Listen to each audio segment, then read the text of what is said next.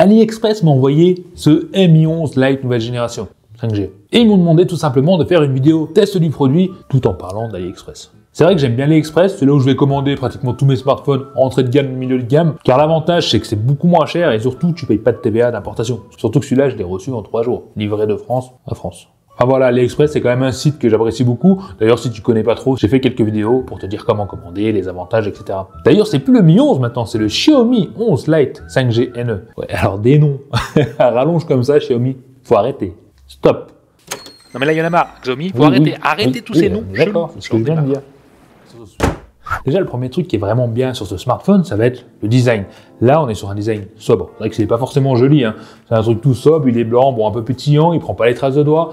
T'as un module photo, chacun ses goûts, c'est vrai que je suis pas forcément fan, hein. Quand je te dis que j'aime beaucoup le design, ça va surtout être... En fait, c'est pas du design. Bon, non, en fait, au niveau de la prise en main. Parce qu'on est sur un smartphone déjà extrêmement fin, hein. Il fait même pas 7 mm, je crois qu'il fait 6,8 mm. Mais le truc le plus dingue, et ce que j'aime vraiment, que je kiffe tout simplement, c'est le poids. 156 grammes. 158 grammes. Je viens de vérifier sur ma feuille. Enfin bref, il fait moins de 160 grammes et le truc est bille. Tu vois, par rapport à ma main. Surtout que le module photo, il ressort un tout petit peu. C'est même pas un demi-millimètre. C'est vraiment un truc compact.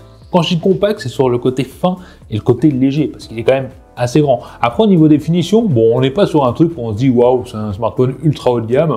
Voilà. Ça reste un smartphone correct, bien fini. Mais voilà, je disais compact, mais on est quand même sur un gros écran. Et oui, un gros écran AMOLED FHD+, c'est un écran de 6,55 pouces. Bon, alors cet écran, clairement, je vais pas lui trouver de défaut parce qu'il n'y en a réellement pas à trouver. Il est très fluide, il a une bonne colorimétrie, bonne calibration, il est vraiment très bien, très réactif, surtout que c'est un écran qui va jusqu'à 90 Hz. On peut dire que c'est plutôt même suffisant. Oui. On a des contours pas trop épais, on va faire un peu plus d'1 mm. Bon, tu l'as compris, l'écran, on va pas se plaindre, c'est un très bon écran AMOLED, surtout qu'il a une bonne luminosité qui va monter jusqu'à 800 nits. Tu l'as compris, un portable super léger, portable qui ne prend pas les traces des doigts, donc qui sera très bien dans ta poche, et en plus de ça, avec un écran sans réel défaut. Ou alors, faut vraiment être très tatillon pour lui trouver un défaut. Surtout que ce smartphone, là, rien que là, avec ce que je t'ai dit, il faut savoir qu'il est vendu seulement 292 € sur AliExpress, livré de France, en 3 jours. Bon, après, il n'est pas parfait non plus. C'est vrai que pour 292 €, j'aurais aimé une empreinte digitale sous l'écran. Là, je suis très exigeant. Bon, on a une empreinte digitale sur le côté, hein, c'est le bouton power, ça va se déverrouiller, bon, très rapidement. Xiaomi est très fort pour ça. Pareil pour la reconnaissance faciale. Ça se déverrouille ultra rapidement, même en basse luminosité. À savoir aussi qu'au niveau de la puissance du processeur, j'allais dire, il est bien membré. Il est bien équipé. Bon, pour les connaisseurs, on est sur le Snapdragon 780. Désolé, c'est en tutu qui s'est mis en route. Oui, je vais te donner le score juste après. Donc je disais, on est sur le Snapdragon 780G, donc G comme gaming, avec 8 Go de RAM et 128 Go de stockage. D'ailleurs, qui n'est pas extensible, ça c'est dommage. Et tu pourras mettre de nano SIM dans le tiroir de carte SIM. Et aussi, il est compatible NFC. Donc je disais, le Snapdragon, le score en tutu, alors normalement, ils annoncent un score en tutu au-dessus de 400 000. Bon, moi j'ai fait le test sur Mi 8 12, j'étais à 338 000 et des poussières. Sauf qu'avec Mi 8 13, en tutu est monté là, large au-dessus. Juste au-dessus de 500 000. J'ai pas d'explication raisonnable là, maintenant. Bon, je sais pas. Tu me diras, c'est très bien, mais bon, t'as d'autres smartphones moins chers et plus puissants.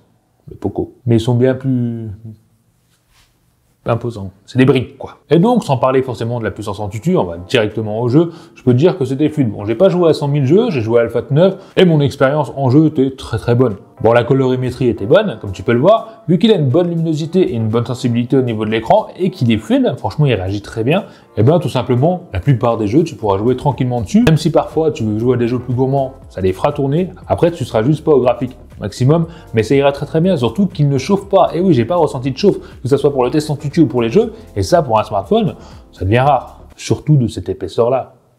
Je répète, 6,8 mm. Mais bizarrement, quand j'ai joué, il y a un truc qui était pas ouf.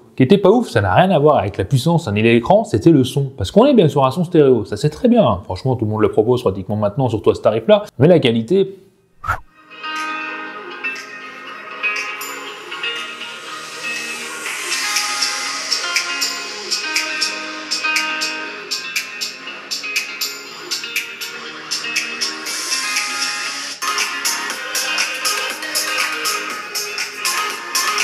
C'est difficile pour toi de t'en rendre compte comme ça en écoutant directement, Et je peux te dire, bon, c'est puissant, mais voilà, c'est vraiment plat. Surtout que sur le haut-parleur du bas, tu auras plus de puissance que le haut-parleur du haut. On n'est pas sur une enceinte nomade. Le truc qui m'a fait peur quand j'ai vu l'épaisseur, quand j'ai vu le poids du smartphone, qui est pour moi un atout, mais un truc de dingue, c'est la batterie. Parce qu'on est sur une batterie de 4250 mAh.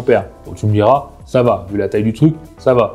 Mais j'avais clairement peur pour l'autonomie. Et pourtant, j'ai été surpris. Encore une fois, pareil, sur Mi 8 12, je vais t'en parler juste après, l'autonomie était de 1 jour. Oui, j'ai tenu une journée totalement.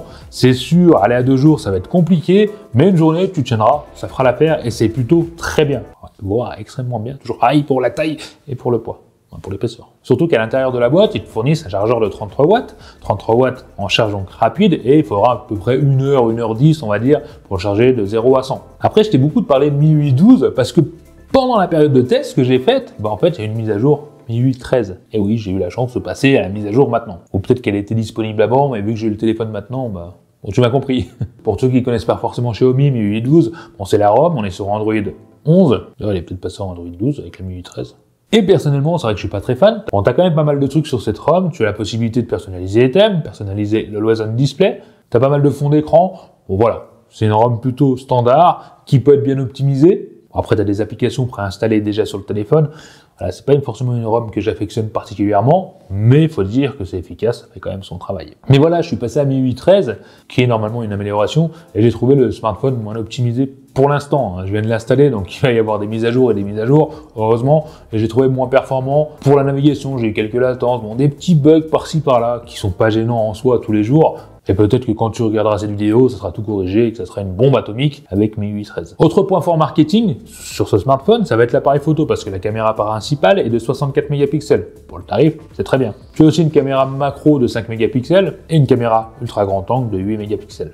Et pour ce qui est de la qualité photo, alors là, ça va vraiment dépendre des goûts. Honnêtement, j'ai pas été bluffé, c'est clair, on n'est pas sur un smartphone haut de gamme, mais j'ai quand même été agréablement surpris parce que je trouve le rendu général, en tout cas avec la caméra de 64 mégapixels, plutôt bonne dans toutes les conditions. En tout cas, les conditions lumineuses. C'est-à-dire que tu pourras prendre une photo rapidement sans qu'elle soit loupée, tu pourras avoir du mouvement sans que ça soit forcément loupé. Tu auras une bonne gestion de la dynamique des couleurs en général. Bon, bien sûr, des fois, tu auras le ciel brûlé de temps en temps. C'est pas un haut de gamme, il peut pas faire des photos parfaites en permanence.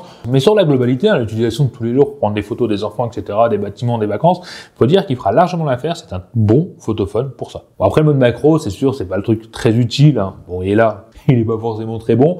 Là où il va être un petit peu plus mauvais, ce qui est tout à fait normal, ça va être pour la nuit. Alors oui, il va faire son boulot, il va éclaircir des scènes, tu auras des photos plus claires, mais tu auras un peu de crainte partout et pas forcément de détails, ça sera pas forcément les bonnes couleurs. Bon, même si ça reste correct, faut le dire, pour le tarif, c'est correct. On peut pas comparer ça avec un haut de gamme qui fera beaucoup mieux. Si tu t'attendais à faire des photos de nuit avec ce smartphone, tu pourras, mais sois pas trop exigeant. Pour ce qui est des selfies, j'ai été aussi agréablement surpris. Alors au niveau des couleurs, je les trouve plutôt bien. On a un bon rendu, on a une bonne gestion en général de la dynamique des couleurs, ça donne bien. Bon, après au niveau des détails, c'est pas dingue, hein, toujours pareil pour ce qui est du selfie. Surtout qu'on est sur une caméra de 20 mégapixels, donc ça c'est plutôt pas mal. Faut savoir que c'est pas un smartphone fait pour la vidéo, mais il va quand même faire son taf. Allez, on filme l'intérieur en 4K 30 images par seconde, et je vais essayer de sautiller, comme ça tu peux voir mon bordel, une plante morte. Donc là je sautille, hop, un petit autofocus sur mes coussins. Bon alors sur l'écran ça a l'air pas mal, voilà ma zone de tournage, mais à voir sur le PC. Bon, nous voici en 1080p 30 images par seconde, à savoir qu'il peut monter jusqu'à 60 images par seconde. Bon, ça a pas l'air pas mal, ça a l'air pas mal sur l'écran, je cours un petit peu. Franchement, ça va. Alors oui, comme tu l'as pu le voir, on n'est pas sur une stabilisation optique, heureusement pour ce tarif, et on a un rendu mitigé, c'est-à-dire que les couleurs seront bonnes à peu près, sauf si tu bouges trop vite, sauf si tu cours, etc. Tu as un autofocus rapide, mais en 4K 30 images par seconde, on va dire que l'image est correcte. Toujours pareil pour ce tarif à 290 €. Après, je t'ai pas fait de vidéo de nuit parce que je trouvais ça un peu inutile. Ce qu'il faut retenir sur ce Xiaomi 11 Lite 5G NE New Edition, ça va être son rapport qualité-prix, parce qu'on est sur un smartphone à 290 €, acheté sur AliExpress, toujours pareil, en France il sera plus cher. Quoi qu'il arrive, j'aurais mis les liens en description si t'intéresse. Alors oui, c'est clair qu'esthétiquement, bon, ça va dépendre des coûts, il en jette pas forcément, il a pas un design particulier, mais on est sur un smartphone extra fin, ultra léger, avec un bon écran, une bonne luminosité, qui est devenu extrêmement puissant. Je sais pas comment l'expliquer avec Antutu sur Mi 8 13, et qui sera fluide en jeu, qui sera bon en photo, et qui aura quand même une bonne autonomie. Oui, en tout cas qui tiendra ta journée. Et ça, pour ce poids et cette taille, c'est plutôt bluffant. Et j'ai clairement rien à lui reprocher, à part qu'on peut pas étendre la mémoire, qu'on est limité à 128 Go. C'est peut-être le seul truc réel, à part Mi 13 que j'aime pas trop. N'hésitez pas à me dire en commentaire ce que vous en pensez de ce smartphone, parce que je connaissais pas avant, et c'est vrai qu'il est pas tout neuf, il est sorti il y a quelques mois. Et de partager votre expérience si vous l'avez déjà, ce que vous en pensez, etc. Bien sûr, en mettant ce petit pouce, hein, si vous aimez la vidéo, et de vous abonner si vous aimez ce genre de vidéo, bien sûr, si vous n'êtes pas tout qui me tient, parce que j'en fais plein d'autres, il y en a plein qui vont arriver, donc n'hésitez pas à vous abonner. Et moi, je vous dis à la prochaine vidéo, les amis. Allez, bye. Allez, à vous, t'as aimé la vidéo. Lâche-moi un petit commentaire en dessous pour me dire ce que t'en penses. Abonne-toi, sinon tu seras marabouté par les yeux de Tukiwanchi toute ta vie. Viens vite me rejoindre sur les réseaux sociaux et mate ma dernière vidéo juste ici. Allez, je compte sur toi pour la prochaine vidéo. Bye bye.